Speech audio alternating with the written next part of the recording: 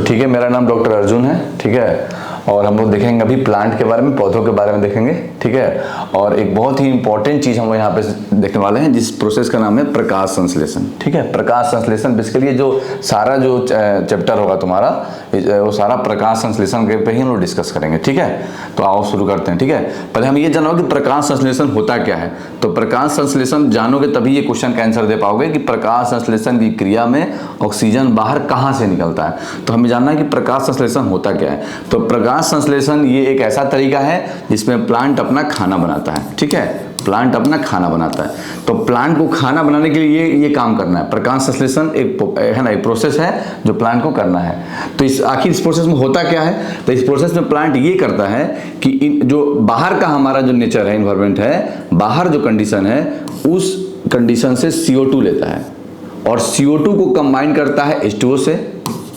और ये कहाँ होता है? प्लांट के अंदर। प्लांट में कहाँ? जहां जहां क्लोरोफिल होगा, जहां जहां क्या होगा? क्लोरोफिल। क्लोरोफिल को हिंदी में भी क्लोरोफिल ही बोलते हैं, ठीक है। तो जहां जहां क्लोरोफिल होगा वहीं ये काम होगा कि CO2 H2O से मिलेगा, मतलब कार्बन डाइऑक्साइड पानी से मिलेगा।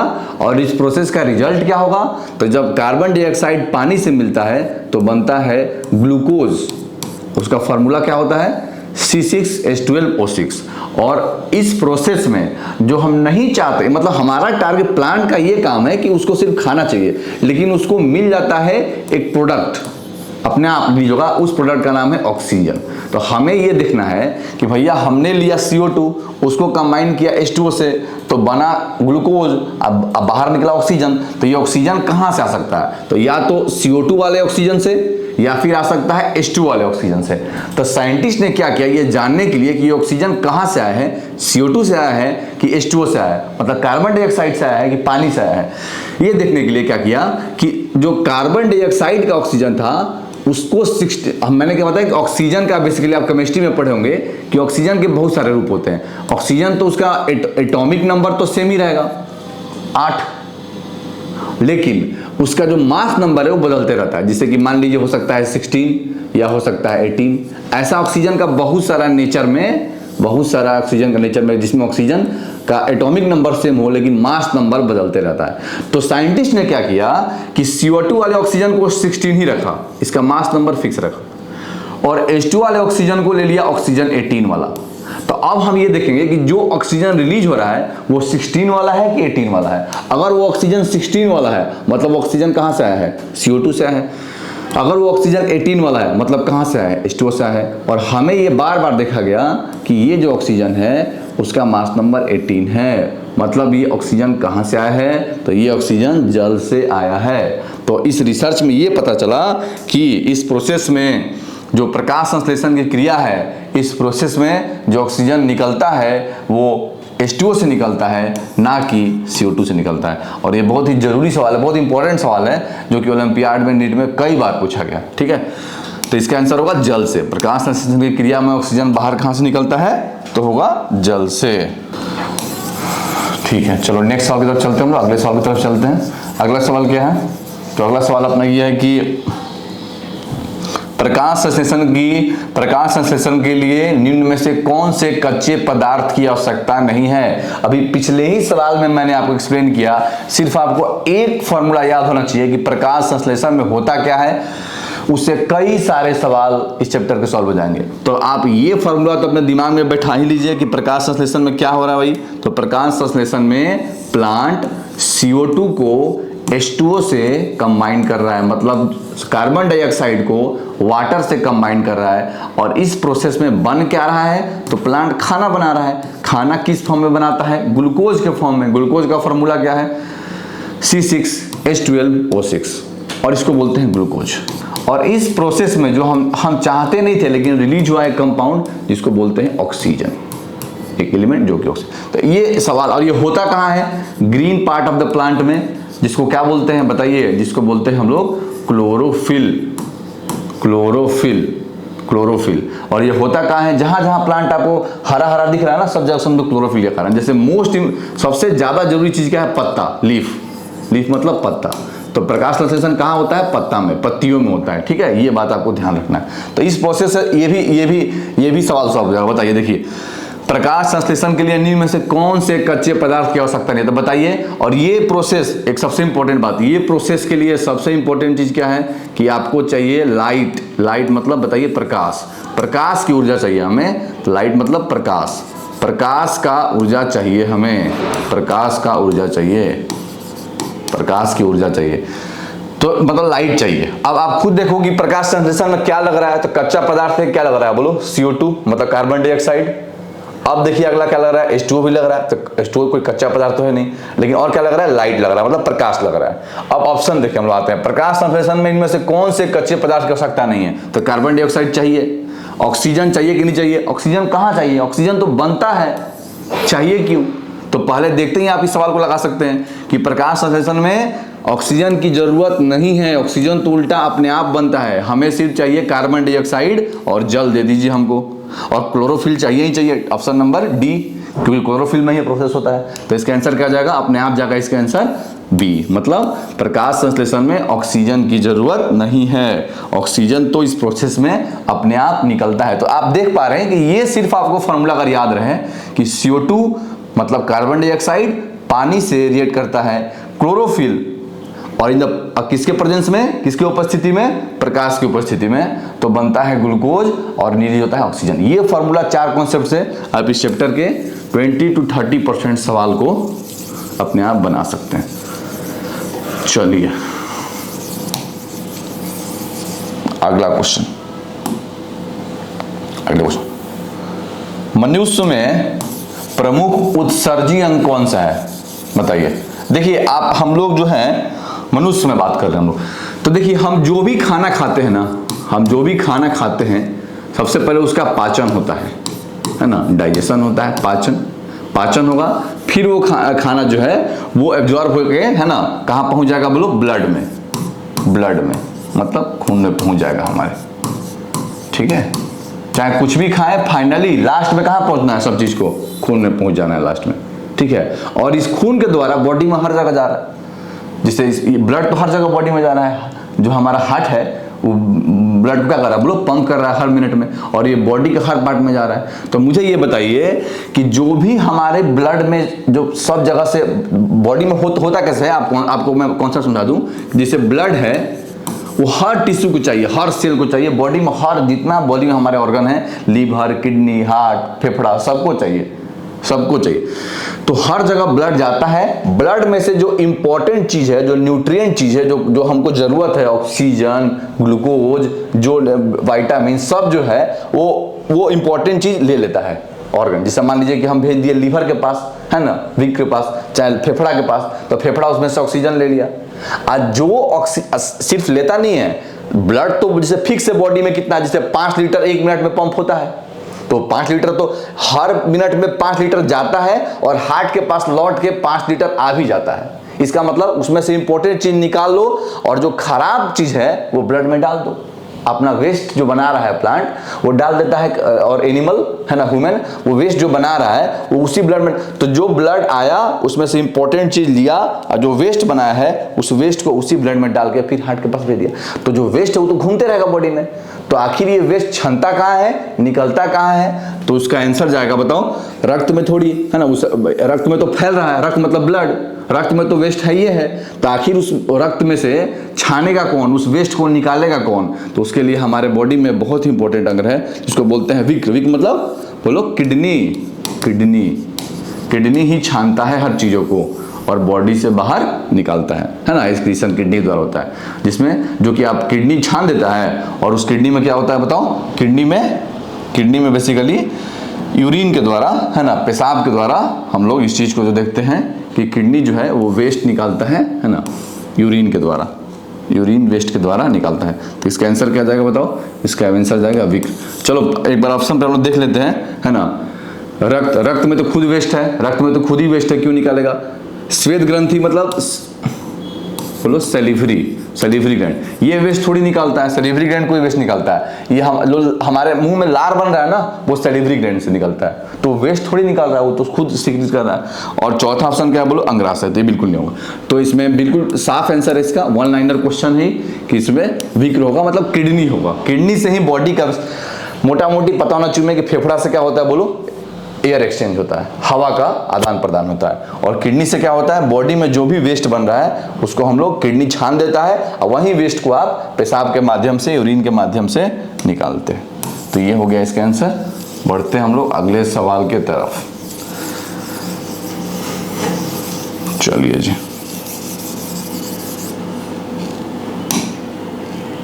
अगला सवाल है हमारा, अमीबा अपना भोजन किसके द्वारा पकड़ता है? अमीबा अपना भोजन किसके द्वारा पकड़ता है?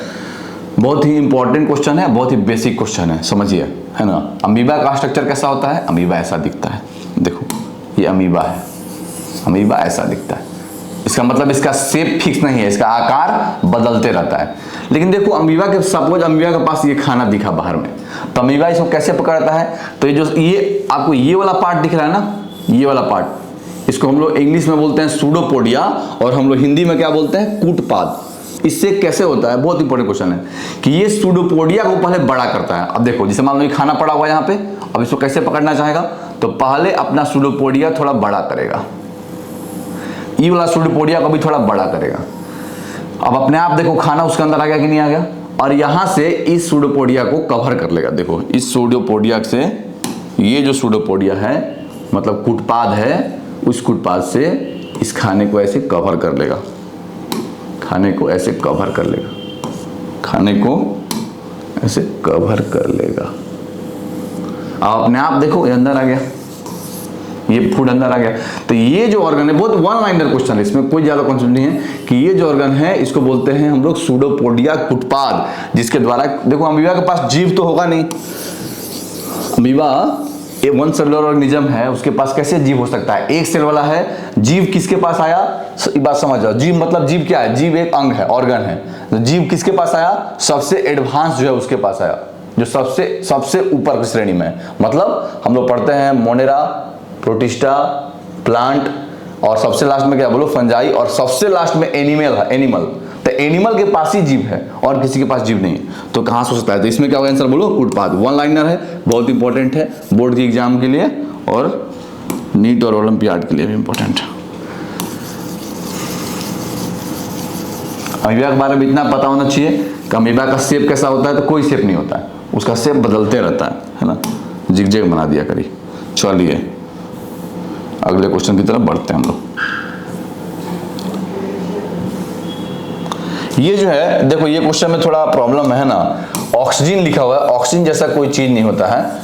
और बेसिकली अगर आप जानना चाहें कि ऑक्सीजन है ना, वो है बेसिकली हार्मोन के बारे में अगर चर्चा करना चाहें हम लोग, तो ऑक्सीजन नहीं, ऑक्सीजन की जगह आप नोट करिए यहां होना चाहिए ऑक्सीटोसिन।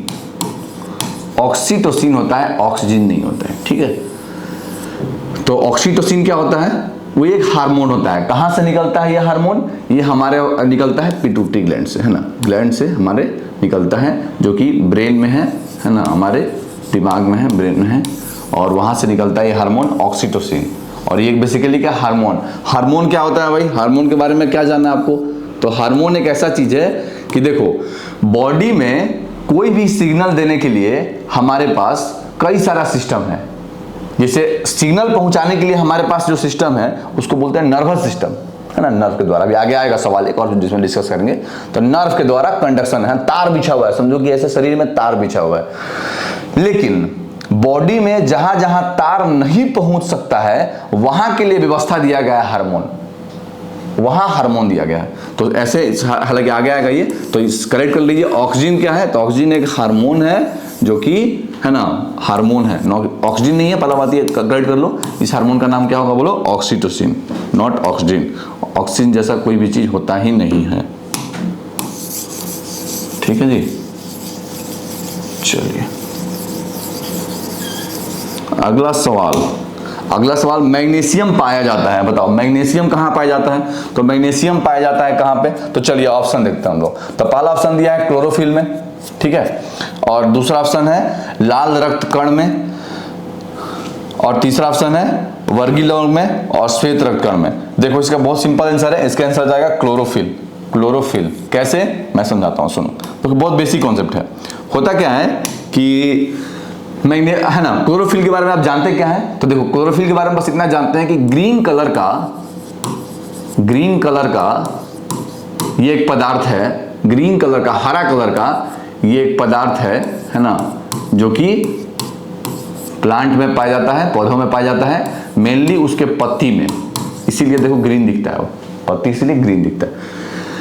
ठीक है, चलो इसका तो ये मतलब हो गया। अब इसके जरा हम लोग जाना चाहें रसायन में, रसायन विज्ञान में जाना चाहे, केमिस्ट्री में जाना चाहें कि आखिर जो मैग्नीशियम है वो क्लोरोफिल में मिलता है, तो क्लोरोफिल का क्या फॉर्मूला है, क्या कंडीशन है। तो देखो बेसिकली ऐसा है कि क्लोरोफिल का फॉर्मूला क्या है, उसका रसायन जानना चाहे हम लोग कि उसका फॉर्मूला क्या है, उसका केमिकल फॉर्मूला क्या है। तो केमिकल फॉर्मूला देखो ऐसे तुमसे पूछेगा नहीं, पर मैं बता रहा हूँ जानकारी के लिए। केमिकल फॉर्मूला जो है वो उसका होता है C55 C55 H72 O5 N4 और लास्ट में कंपाउंड आता है Mg मैग्नीशियम। तो ये क्लोरोफिल का फॉर्मूला है। ये क्लोरोफिल देखो, क्लोरोफिल होता है 5 टाइप का, ABCDE, तो ये क्लोरोफिल A का लिखे हैं, ठीक है। तो इतना नहीं पूछा क्लोरोफिल, हालांकि कोई भी हो क्लोरोफिल, उसमें एक कंपाउंड होता है पक्का, उसका नाम क्या है, मैग्नीशियम। अगर इसका हम स्ट्रक्चर जानना चाहेंगे आखिर, है ना, हम लोग ऐसा पूछता है कभी सवाल, जान जाओ। पहला तो ये सवाल ये होगा कि मैग्नीशियम कहाँ मिलता है, तो क्लोरोफिल में, तो ऑप्शन देखते हैं, आपको टिक कर देना है। बहुत ही सिंपल सवाल हो गया, क्योंकि आपको अगर फॉर्मूला याद है क्लोरोफिल का, तो बोलो मेरे साथ C55 H72 N5 C55 H72 O5 N4 Mg। तो साफ दिख रहा है मैग्नीशियम मिलता है क्लोरोफिल में, तो ये आंसर हो गया। लेकिन देखो हम लोग ये भी आगे जाना चाहेंगे, आगे जो नीट का तुम प्रिपरेशन करोगे, मेडिकल का प्रिपरेशन करोगे, तो या फिर ओलंपियाड में जाओगे, तो ये सवाल बड़ी बार पूछता है कि आखिर क्लोरोफिल का स्ट्रक्चर में मैग्नीशियम दिखता कहाँ है। तो बिल्कुल बीचों बीच, ऐसे समझो कि बिल्कुल मैग्नीशियम बीचों बीच होता है और उसके चारों तरफ कंपाउंड होते हैं। तो ये भी पूछता है कि मैग्नीशियम का लोकेशन कहाँ का होता है, बीच में, सेंटर में, बीच में होता है। तो एक सवाल ये हो गया। अगला सवाल तो कोई हो सकता है, लाल रक्त कण मतलब, लाल रक्त मतलब हीमोग्लोबिन। तो देखो नाम ही लिखा है लाल रक्त कण, उसमें हीमोग्लोबिन होता है। हीमोग्लोबिन में ये नहीं होता है, हीमोग्लोबिन में कुछ और होता है, जो एक सवाल आगे आएगा। लाल रक्त कण मतलब हीमोग्लोबिन, हीमोग्लोबिन में क्या होता है, आयरन, आयरन, ठीक है, आयरन होता है। चलो आगे चलते हैं, ठीक है। चलिए शुरू करता हूं हम लोग अगले सवाल। तो बहुत बेसिक सवाल है, लेकिन याद रखिएगा ये बहुत ही कॉन्सेप्चुअल, बहुत इंपॉर्टेंट सवाल है। बच्चा तुरंत दिन में, है ना, दिन में, लेकिन जैसे ही जाओगे क्लास 11th में तो इसका आंसर बदल जाएगा। रात दिन दोनों में होता है। मैंने कैसे समझाया कि प्रकाश संश्लेषण में 2 काम होता है। एक वो काम जिसके लिए प्रकाश ऊर्जा चाहिए, तो प्रकाश ऊर्जा चाहिए तो कर लगा किसे बोलो, दिन में। और जो काम प्रकाश ऊर्जा के बिना भी हो सकता है, वो काम कब करेगा बोलो, प्लांट रात में भी कर सकता है, ठीक है। तो ये बात आप लोगों को ध्यान रखना है। चलिए जी चलते हैं अगले सवाल के तरफ। अगला सवाल की तरफ, अगला सवाल क्या है, तो अगला सवाल है कार्बन के स्वांगीकरण के लिए ऊर्जा का स्रोत है। सेम देखो, बार बार फोटोसिंथेसिस का वही सवाल, बार बार फोटोसिंथेसिस का वही सवाल कि कार्बन का जो है, देखो नेचर में तो कार्बन है ही है, मतलब CO2 है, वो किससे मिल जा रहा है, H2O से, और H2O से मिलकर क्या बना रहा है, बार बार वही पढ़ रहे हैं हम लोग, ग्लूकोज ग्लूकोज ग्लूकोज। क्या निकल रहा है उसके साथ, ऑक्सीजन। कहां हो रहा है, क्लोरोफिल में। क्या चाहिए इसके लिए, तो सबसे पहले समझो लाइट एनर्जी चाहिए, लाइट एनर्जी चाहिए। तो लाइट एनर्जी, लाइट का प्रकाश ऊर्जा, प्रकाश ऊर्जा जो है, लाइट का जो ऊर्जा है वो हम लोग प्रकाश का ऊर्जा जो है वो क्या किया कि CO2 कार्बन डाइऑक्साइड को किस में बदल दिया, तो बदल दिया ग्लूकोज में, ग्लूकोज में। तो ग्लूकोज कैसा कंपाउंड, ग्लूकोज क्या है, ग्लूकोज, हम ग्लूकोज आप पी रहे हैं, वो क्या है, वो तो केमिकल है, वो तो रसायन है, केमिकल है कोई। तो हम क्या किए इस प्लांट में कि लाइट के द्वारा जो ऊर्जा है, उस जो लाइट एनर्जी क्या कर रहा है कि CO2 में जब लाइट पड़ रहा है, CO2 पे जब लाइट पड़ रहा है, तो उस CO2 को कन्वर्ट कर दिया किसमें बोलो, ग्लूकोज में। तो जो कार्बन जो है उसको स्वांगिंग करने के लिए, यूज करने के लिए ऊर्जा कहां से आता है, तो उसकी ऊर्जा सूर्य के प्रकाश से, सूर्य के प्रकाश। तो अगले ऑप्शन, हालांकि हम लोग 4 ऑप्शन को एक बार देख लेंगे। तो क्लोरोफिल क्या कर रहा है, तो क्लोरोफिल इस प्रोसेस में बताओ, इस पूरे प्रोसेस में क्लोरोफिल का काम क्या है, वो जगह देना, वो स्थान जहां पे ये हो रहा है। तो क्लोरोफिल का काम स्थान देना है, ऊर्जा बनाने में उसका कोई खास रोल नहीं, ठीक है। जल का काम क्या है, जल का काम कुछ नहीं, जल का काम कंपाउंड देना, ठीक है। और अपना ये क्या है बोलो, क्लोरोफिल कम हो गया, सूर्य का प्रकाश। कार्बन डाइऑक्साइड क्या कर रहा है, तो कार्बन डाइऑक्साइड को बिना CO2 बिना प्रकाश ऊर्जा के कार्बन डायरेक्टली ग्लूकोज में कैसे बन सकता है, बन ही नहीं सकता है। इसीलिए तो लाइट इंपॉर्टेंट है ना। तो ये बेसिकली हम 11th क्लास में जाएंगे तो देखेंगे कि इतना आसानी से काम नहीं हो जाता है। इसमें रिएक्शन को 2 भाग में बांटा गया, एक वो पार्ट जिसमें लाइट के प्रेजेंस में कोई काम होगा, और ये जो आप प्रोसेस देख रहे हो ये रात में भी हो सकता है, उसको बोलते हैं डार्क रिएक्शन। 11th क्लास का पार्ट है वो। हम लोग बस इतना तुम्हें अभी ये ध्यान रखना है, जो बोर्ड के एग्जाम में पूछा जाएगा कि कार्बन के स्वांगीकरण में कौन से ऊर्जा का स्रोत है, तो लाइट एनर्जी, प्रकाश ऊर्जा का स्रोत है। सूर्य के प्रकाश के बिना ये प्रोसेस, ये रिएक्शन हो ही नहीं सकता है। चलिए आ जाइए अगले सवाल की तरफ।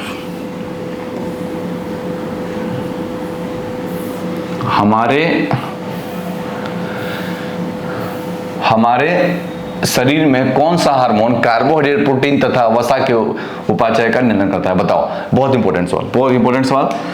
कौन सा हार्मोन है जो कि कार्बोहाइड्रेट को भी, प्रोटीन को भी और वसा को भी। तो देखो चलो आते हैं हम लोग ऑप्शन पे। इंसुलिन क्या होता है, तो इंसुलिन वो हार्मोन है जो हमारे पेंक्रियाज से निकलता है। आगे आएगा पेंक्रियाज को डिस्कस करेंगे। इंसुलिन का काम क्या है, इंसुलिन का काम है कि हमारे बॉडी में जो भी ग्लूकोज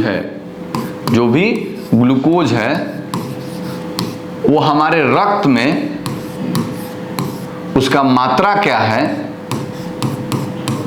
इसको नियंत्रण करना, रेगुलेट करना, नियंत्रण करना। तो इंसुलिन क्या करता है, सिर्फ ग्लूकोज को, हमारे बॉडी में कितना ग्लूकोज रहेगा, शुगर जो आप बोलते हैं डायबिटीज का मरीज हो गया, वो किसके कारण से, बोलो इसी हार्मोन की कमी के कारण, इंसुलिन की कमी के कारण हो जाता है। तो ये इस हार्मोन का काम सिर्फ ग्लूकोज को करना है। तो ग्लूकोज क्या होता है, ग्लूकोज होता है कार्बोहाइड्रेट। तो याद रखें इंसुलिन का इसमें कोई रोल नहीं है। तो और कौन सा हार्मोन है, नेक्स्ट कौन सा बोलो, थायरोक्सिन। ये बहुत इंपॉर्टेंट है। थायराइड, तो थायराइड ग्लैंड से निकलता है थायरोक्सिन। और जो थायरोक्सिन हार्मोन है ये इसलिए इंपॉर्टेंट है क्योंकि याद रखिएगा एक बहुत ही अच्छा टर्म जो नीट के एग्जाम में कई बार पूछा जाएगा, ठीक है। तो वो जो थायरोक्सिन है ये चाहे कार्बोहाइड्रेट हो, चाहे प्रोटीन हो, चाहे वसा मतलब फैट हो, तो कार्बोहाइड्रेट, प्रोटीन और वसा तीनों के डाइजेशन में, उपाचय में एक चीज का रोल है, वो है थायरोक्सिन। यानी किसी इंसान के अंदर अगर थायरोक्सिन हार्मोन की कमी हो जाए तो उसका क्या होगा, बोलो इसका रिजल्ट क्या होगा, तो उसका अंदर कार्बोहाइड्रेट, प्रोटीन और वसा तीनों का पाचन का सुविधा खराब हो जाएगा, तीनों का पाचन का सुविधा खराब होगा। तो इस है ना, इस डिजीज को बोलते हैं थायराइडिज्म। तो याद रखें ऐसा हार्मोन जिसका तीनों में रोल है उसका सिर्फ एक ही आंसर है, वो है थायरोक्सिन। थायरोक्सिन तीनों में रोल है। हालांकि एक इंग्लिश में वर्ड आएगा, आगे पढ़ेंगे हम लोग, BMR, basic metabolic rate. BMR एक ऐसा चीज है कि मतलब बॉडी के अंदर कौन सा रिएक्शन कितना होगा, कितना कार्बोहाइड्रेट टूटेगा, कितना प्रोटीन तोड़ना है, कितना लिपिड को नहीं तोड़ना है, ये सब रेगुलेशन कहां से होता है, थायराइड। इसीलिए ना अगर किसी इंसान को थायराइड हो जाए तो ये सारा प्रोसेस डिस्टर्ब होगा। तो किसी को जिसमें थायराइड ज्यादा हो जाएगा तब क्या होगा, जिसमें थायराइड कम हो जाएगा तब क्या होगा, है ना। थायराइड ज्यादा हो जाएगा तो क्या होगा, इतना ज्यादा टूटेगा कार्बोहाइड्रेट, प्रोटीन, फैट कि इंसान और पतला होते चल जाएगा। तो खूब खाना खाएगा इंसान लेकिन उसका वेट नहीं बढ़ेगा, क्योंकि थायराइड बढ़ने के कारण सब टूटते चला जाएगा सब। तो कोई भी कुछ भी खाएगा वो पचा लेगा, क्योंकि उपाचय बहुत बढ़िया हुआ, क्योंकि थायराइड ही क्या करता है, कार्बोहाइड्रेट, प्रोटीन, वसा को पाचय करता है। तो पचा तो सब लेगा, डाइजेशन हो जाएगा, लेकिन इतना ज्यादा हो गया है कि लिमिट से ज्यादा टूट रहा है, तो उसका वेट लॉस होने लगता है। ये वेट लॉस जर्नी है। और जिसमें कम हो जाएगा उसका क्या होगा, बोलो वेट गेन होगा, है ना।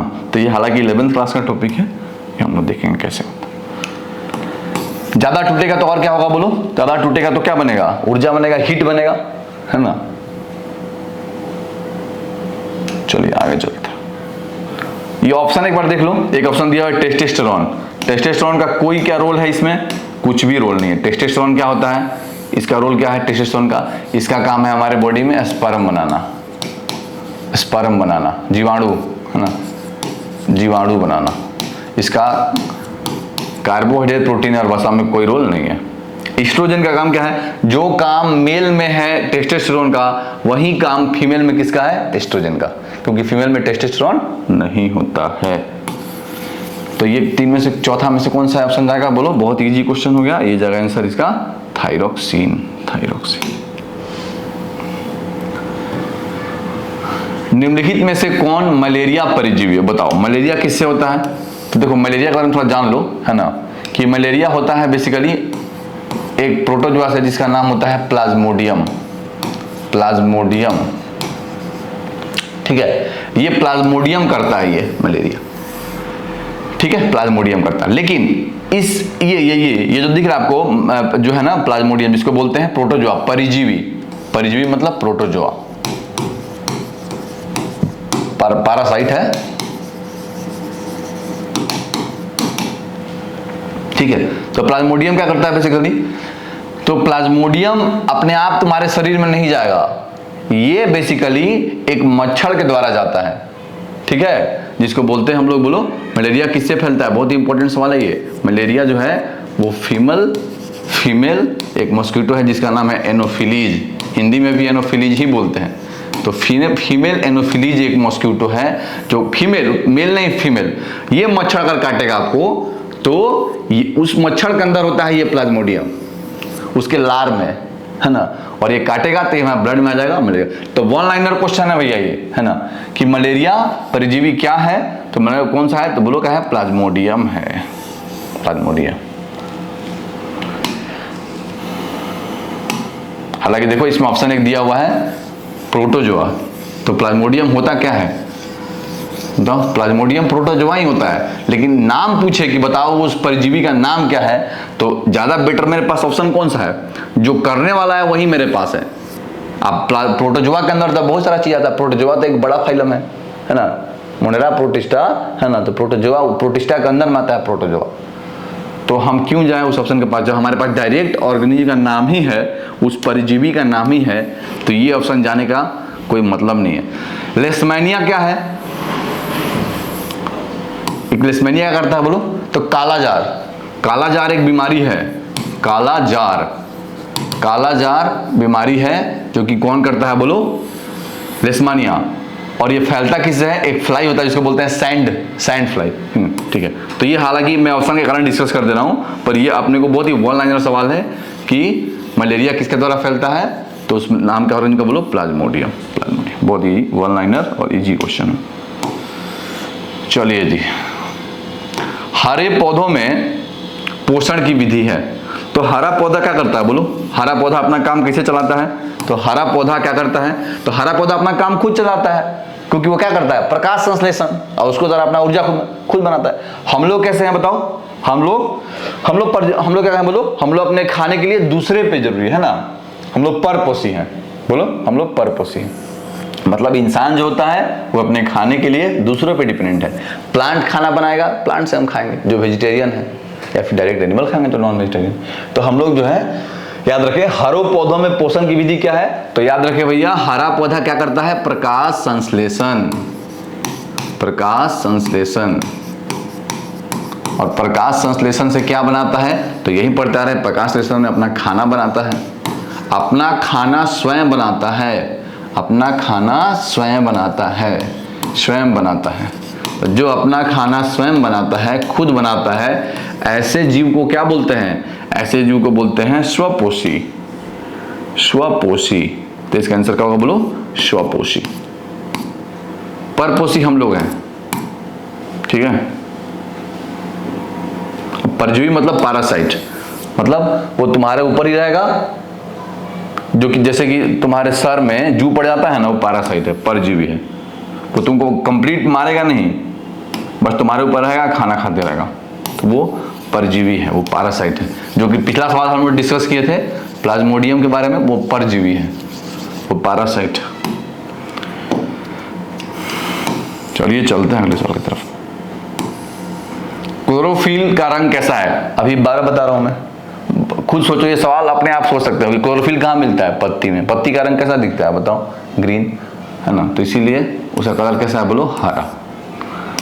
हालांकि हर क्लोरोफिल का रंग हरा नहीं होता है, मैंने बताया ना क्लोरोफिल कई टाइप का होता है, कई प्रकार का होता है chlorophyll A B C D, लेकिन जनरली किसी प्लांट के अंदर, अच्छा ये सवाल तुम पूछ सकते हो है ना कि सर क्या हर प्लांट में हर टाइप का क्लोरोफिल मिलता है, क्या हर प्लांट में हर प्रकार का क्लोरोफिल मिलता है? नहीं सर, लेकिन एक बात आप लिख के नोट कर लीजिए, चाहे कोई प्लांट हो क्लोरोफिल ए पक्का मिलेगा।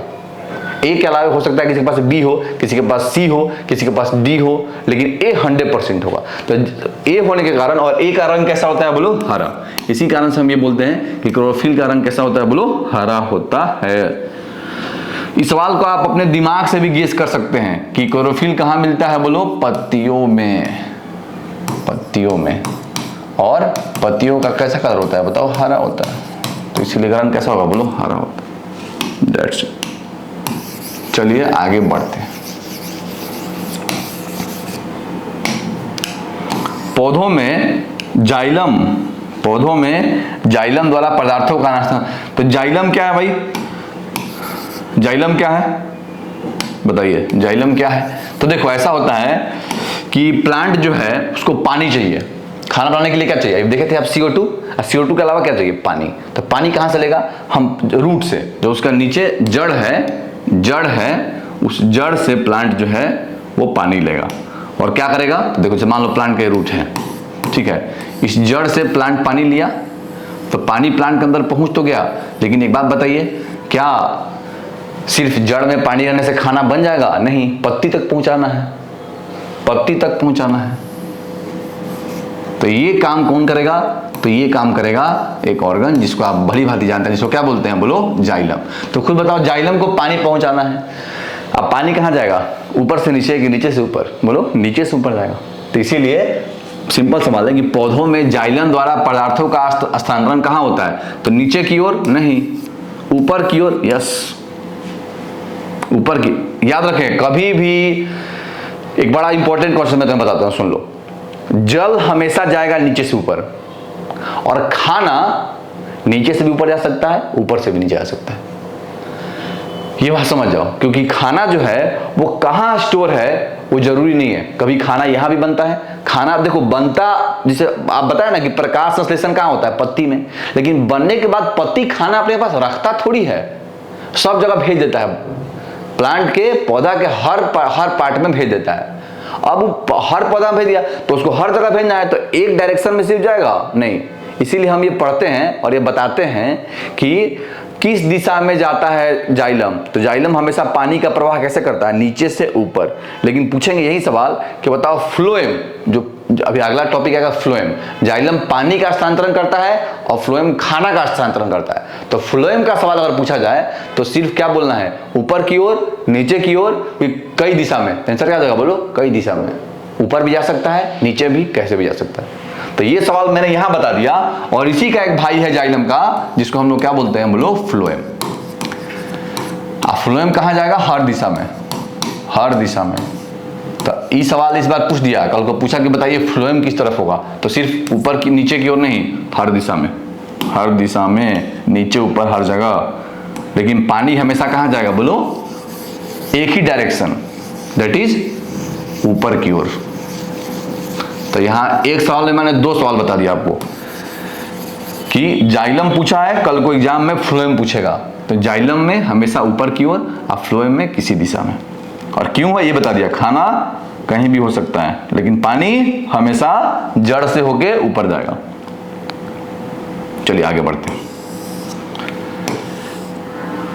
खुला परिसंचरण तंत्र पाया जाता है। परिसंचरण तंत्र मतलब क्या होता है बताओ? मतलब रक्त का प्रवाह। रक्त का प्रवाह, अभी आपको खून दिख रहा है आपके शरीर में? नहीं दिख रहा है ना, क्योंकि एक सिस्टम है जो कि क्लोज है, खुला नहीं है। आइए सिस्टम को क्या बोलते हैं? ये जो रक्त वाहिनी दिख रही है, आर्टरी, धामिनी जिसको आप बोलते हैं, और वेन बोल रहे हैं, तो ये जो है एक क्लोज सिस्टम है। रक्त कहीं भी खुला नहीं है, बह नहीं रहा है, हर जगह क्लोज सिस्टम है। लेकिन क्या ये सुविधा हर जीव में है? नहीं, ये सबसे एडवांस जीवों में, जिसमें आता है हम बोलो मैमल्स, मतलब जिसको बोलते हैं हम लोग वर्टिब्रेटा, है ना, बेसिक है ना, कोडेटा बेसिकली बोलते हैं हम लोग, कोडेटा और बड़ा कर लो थोड़ा, कोडेटा है ना, जिसके पास रीढ़ की हड्डी है। वो जीव जिनके पास रीढ़ की हड्डी है उसमें ही है ये सुविधा, जिसमें जो खून का प्रवाह है वो एक क्लोज चीज में हो रहा है, ऐसे ओपन में नहीं हो रहा है। ओपन मतलब कि खुला। खुला परिसंचरण कहाँ होता है? तो मनुष्यों में तो कभी नहीं। ऑप्शन देखो, घोड़े में बिल्कुल नहीं। घोड़े भी तो क्या है, मैमल्स ही हैं, रीढ़ का हड्डी उनके पास भी है ना। स्त्री में तो स्त्री बोलो या पुरुष बोलो, सब तो मनुष्य है, तो मनुष्य में कैसा होगा बोलो? क्लोज होगा।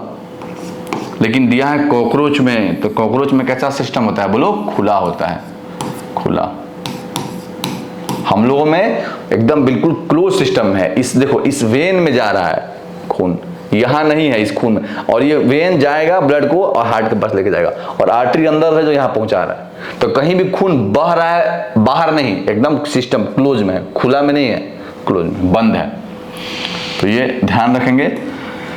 मैं आपको एक कॉन्सेप्ट यहां और बता देता हूं, हालांकि 11th क्लास में हम लोग जानेंगे क्या कॉन्सेप्ट बताया मैं आपको। तो याद रखिए, कहां होता है क्लोज और कहां होता है ओपन। तो इसका एक बहुत ही सिंपल साधारण कॉन्सेप्ट है कि क्लोज होता है, बोलो क्लोज कहां होता है? तो क्लोज होगा तुम्हारा सारा का सारा वर्टिब्रेटा में, सारा का सारा वर्टिब्रेटा में क्लोज होगा, है ना। सारा वर्टिब्रेटा में क्लोज होगा। और कहां क्लोज होता है सिस्टम? तो क्लोज होगा तुम्हारा सारा वर्टिब्रेटा में। और एक ऐसा है जो कि है तो नॉन वर्टिब्रेटा, लेकिन उसमें भी क्लोज होता है ना। बहुत इंपॉर्टेंट सवाल है। एक ऐसा बताइए जो कि है तो वर्टिब्रेटा, रीढ़ के बिना हड्डी वाला है, लेकिन उसमें क्लोज होता है। तो हम लोग पढ़ते हैं, पढ़िएगा जाके, 9th क्लास में आप पढ़े होंगे, उसका नाम है एनीलिडा। एनीलिडा में क्या आता है बोलो? एनीलिडा में आता है, पढ़े होंगे आप, जाके बताइएगा मुझे, मैं आपसे सवाल पूछ रहा हूँ। ये एनीलिडा में क्या होता है? एनीलिडा के अंदर कौन कौन सा जीव आता है? लीच, जो पकड़ लेता है हमको, वो आता है एनीलिडा में। तो ये सब ऑर्गेनिज्म है जो जिसमें क्लोज होगा। तो एक्सेप्शन भी है, वो भी ध्यान रखना है। तो इन दोनों को छोड़ दिया जाए तो हम लोग ऐसे ही कॉन्सेप्ट पढ़ते हैं कि एनीलिडा वर्टिब्रेटा का छोड़ दिया जाए तो सब में कैसा होगा? Open open open open open. ठीक है, तो ये याद रखिएगा। चलिए, तो ये कॉन्सेप्ट यहां से सीख लिया आप।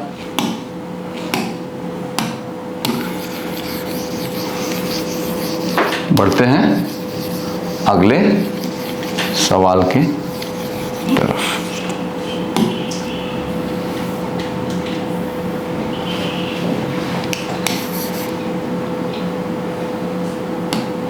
सैविक का स्राव कहां से होता है बताओ? सैविक का स्राव कहां से होता है?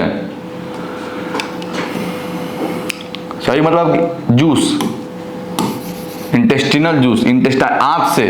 कहां होगा बोलो? आंत से होगा। सैविक का स्राव कहां से होगा? बड़ा इजी सवाल है, देखो। लार ग्रंथि के द्वारा नहीं होगा, अनाशय के द्वारा नहीं होगा, यकृत मतलब लीवर के द्वारा नहीं होगा, है ना। तो इसमें आंसर क्या होगा बोलो? सैविक का स्राव कहां से होता है बोलो? सैविक का स्राव किया जाता है छोटी आंत के द्वारा। देखिए, आप एक बात समझ लीजिए कि ज्यादा से ज्यादा पाचन कहां होता है? छोटी आंत में। सबसे ज्यादा पाचन कहां होता है? तो छोटी आंत में। सबसे ज्यादा पाचन छोटी आंत में होता है। तो ये जो सैविक का स्राव है मतलब आंत का जूस, है ना, आंत का जूस, इंटेस्टिनल जूस बोलते हैं हम लोग, वो कहां से निकलता है बोलो? छोटी आंत के द्वारा। नाम ही में है सैविक का इंटेस्टिनल जूस। तो इसमें इस सवाल में ज्यादा कुछ बताने लायक है नहीं, बहुत ही इजी सवाल है। कवक, कवक में पोषण की कौन सी विधि है? कवक मतलब बोलो, कवक मतलब क्या होता है? कवक मतलब फंजाई। कवक फंजाई है, ये एक फंजाई है। तो फंजाई में क्या होता है? देखो, फंजाई में एक बात ध्यान रख, कवक के बारे में 2-3 बातें आपको बता रहा हूं, सुनो। कवक क्या करता है? कवक कैसे अपना पाचन करता है? तो सड़े गले चीजों पे, जो चीज सड़ गल गया, अब देखिए इसको समझने लगाते हैं। एक रोटी आप भिगाइए, एक रोटी भिगा के रूम के किसी अंधेरे कमरे में रख दीजिए। तो पहला बात, इस कवक को ग्रो करने के लिए कंडीशन कैसा चाहिए? जहां गर्म हो, जहां मॉइस्चर का है ना, काफी ह्यूमिडिटी हो नेचर में, उस कंडीशन में ये कवक ग्रो करता है। तो रूम में एक रोटी भिगाइए और अंधेरे कमरे के किसी कोने में रख दीजिए। आप 3 दिन बाद आइए, देखिए इस रोटी को। आप अचार के बारे में जानते होंगे, अचार में वहीं लग जाता है कवक, जिसको हम लोग फंगस बोलते हैं। तो बोलते हैं अचार खराब हो गया, है ना। तो अगर अचार को आपको बचाना है तो तरीका क्या है? उसमें ढेर सारा ऑयल मिलाइए, जिससे क्या होगा? तो ये कवक बेसिकली खाता कहाँ है? तो कवक जो होगा उस सड़े गले चीजों पे खाएगा। जो चीज सड़ा गला है उस पे खाएगा।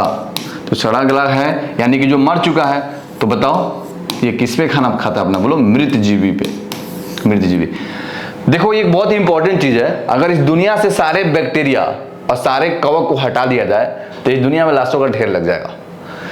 जितना अगर देखो सब ऑर्गेनिज्म में तो ऐसा नहीं होता है कि हम लोग जा रहे हैं उसका क्रियाक्रम करने के लिए, तो जितना जीव मर रहा है वो सब अपने आप उसके ऊपर कवक और बैक्टीरिया लग के उसको धीरे धीरे धीरे धीरे धीरे धीरे धीरे धीरे ऑब्जॉर्व कर लेगा और मिट्टी में मिला देगा।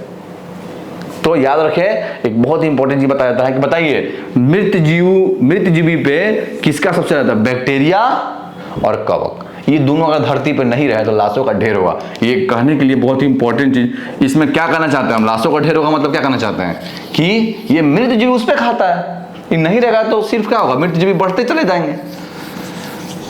तो फंजाई के साथ साथ मैंने एक और बता दिया जी, बताइए किसके बारे में, बैक्टीरिया, दोनों है वो मृत जीवी पे अध्ययन करता है। चलिए आइए अगला सवाल, रक्त में आयरन की कमी से होने वाला एक रोग है। आयरन की कमी से क्या होता है बताओ, आयरन किसमें मिलता है, तो आयरन मिलता है हमारे हीमोग्लोबिन में, जो खून में लाल जिसको बोलते हैं हम लोग हीमोग्लोबिन को इंग्लिश में हीमोग्लोबिन ही बोलते हैं। लाल रंग का कण जो है वो किसमें मिलता है बोलो, हमारा खून कैसा होता है, लाल।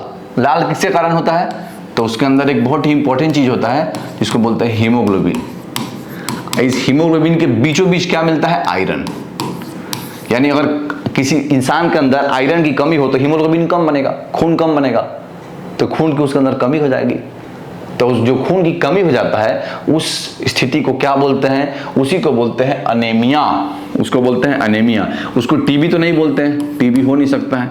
तो बताइए आयरन की कमी से क्या होता है, अनेमिया। मधुमेह मतलब डायबिटीज।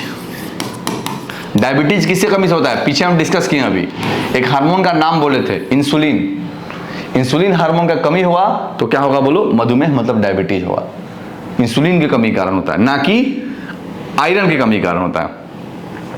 उच्च रक्तचाप नहीं, मतलब हाई बीपी, बीपी किसी का, ठीक है।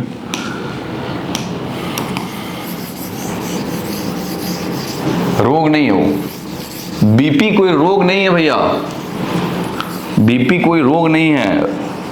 बोलोगे सर बीपी का तो रोग होता है, सुना है बीपी एक रोग है, नहीं, बीपी एक रोग नहीं है। बोले सर क्या बोल रहे हैं आप, बिल्कुल सही बोल रहा हूं। अगर किसी को बीपी है तो आप ये जानिए कि बीपी क्यों हुआ, वो रोग है। अगर प्रॉब्लम लीवर में है, प्रॉब्लम किडनी में है, अब बीपी बढ़ जा रहा है, प्रॉब्लम हार्ट में है, बीपी बढ़ जा रहा है। तो बीपी एक तरीका है बॉडी का बताने का, उससे आपको सिर्फ ये पता चल रहा है कि रोग है। तो बीपी रोग नहीं है। जैसे जॉन्डिस, जॉन्डिस कोई रोग नहीं है, रोग है लीवर में। जॉन्डिस वो तरीका जिसे आप बता पा रहे हैं कि हाँ रोग है, तो इट इज ए साइन, बोले साइन, तो it is a sign not a disease, याद रखिएगा। तो बीपी बढ़ा है तो समझिए कि रोग है, लेकिन बीपी रोग कहीं और है, उसको हम लोग उसको ठीक करते हैं, ठीक है, बीपी अपने आप ठीक हो जाएगा। तो एनीमिया बोलते हैं, बहुत ही बेसिक बात है। आगे बढ़िए, कुटपात किसमें पाया जाता है, इसमें हम लोग जस्ट पिछला सवाल था कि बताइए कुटपात कौन यूज करता था, अमीबा। किसको पकड़ने में, खाने को पकड़ने में। तो अगला बार सवाल बहुत इजी कर दिया कि कुटपात कहाँ मिलता है, तो ये तो बात पक्का है ना, कुटपात कहाँ मिलेगा बोलो, अमीबा में मिलेगा। तो कुटपात मिलता है हमें कहाँ बोलो, अमीबा में, अमीबा में कुटपात मिलता है, अमीबा में, ठीक है। अब इसमें तो बहुत डिस्कस कर चुके हैं कि आखिर कुटपात का यूज कैसे करता है। तो इस कुटपात से क्या करता है बोलो, खाना अपना पकड़ता है, वो खाना पकड़ता है, वो अपना खाना इसी से पकड़ता है। कैसे पकड़ता है आपको अभी समझाए थे कि ये अमीबा है, ये उसका सूडोपोडिया जिसको कुटपात बोल रहे हैं, और ये खाना को ऐसे अपने अंदर ट्रैप किया और इसको ट्रैप करके अंदर ले लिया, ठीक है जी। तो ये सवाल एक्चुअली पिछले आ चुका है और हमको समझा चुके हैं कि कुटपात जो है वो अमीबा के अंदर मिलता है, जिसको वो अपने खाने को पकड़ने में हेल्प करता है और उससे यूज करता है। नहीं जानना आपको इस बारे में, ठीक है जी।